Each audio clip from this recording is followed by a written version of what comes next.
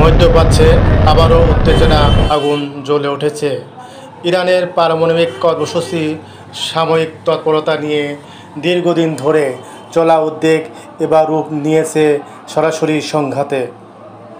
Israel, যুক্তরাষ্ট্র, Germany একত্র হয়ে ইরানের বিরুদ্ধে যৌথ সামরিক অভিযান শুরু করেছে। এটি 2025 সালের অন্যতম বড় আন্তর্জাতিক সংঘর্ষ হিসেবে ধরা হচ্ছে। গত সপ্তাহে ইরানের একটি গোপনে পারমাণবিক স্থাপনা বিস্ফোরণ ঘটে। সেটি ইসরায়েলের গোয়েন্দা সংস্থার সফল সাইবার আক্রমণের ফল বলে দাবি করা হয়। এর জবাবে ইরান তার কয়েকটি ড্রোন ক্ষেপণাস্ত্র ইসরায়েলে নিক্ষেপ করে, যা আংশিকভাবে প্রতিরক্ষা ব্যবস্থা প্রতিহত করা হয়।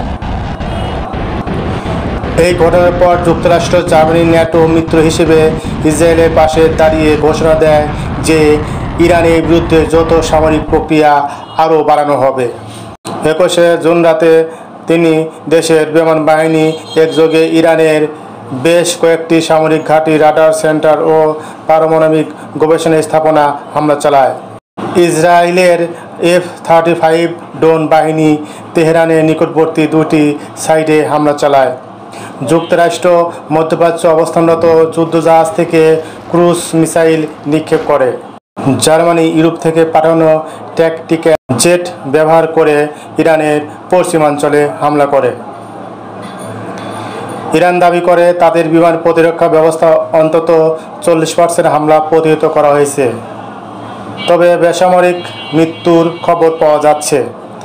তেহরান সরকার এই হামলাকে সার্বভৌমত্ব লঙ্ঘন বলে আখ্যা দিয়ে পূর্ণমাত্রিক প্রতিশোধের হুমকি দিয়েছে।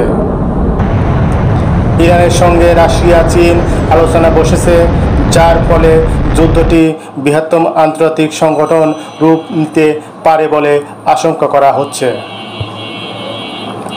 জাতিসংঘ নিরাপত্তা পরিষদ জরুরি বৈঠক ডেকেছে। চীন ও রাশিয়া এই হামলার কড়া নিন্দা করেছে। সৌদি আরব, আমিরাত শান্তি প্রতিষ্ঠান আহ্বান জানালেও স্পষ্টভাবে কোনো পদক্ষেপ নেননি। ইরান, ইসরায়েল, যুক্তরাষ্ট্র ও জার্মানি এই সামরিক সংঘর্ষ এখনও সীমিত পর্যায়ে থাকলেও তা দ্রুত পূর্ণমাত্রিক যুদ্ধের দিকে গড়াতে পারে। কূটনৈতিক সমাধানের চেষ্টা চললেও মাটিতে বোমা পড়ার শব্দ তার চেয়ে অনেক জোরে বাজছে।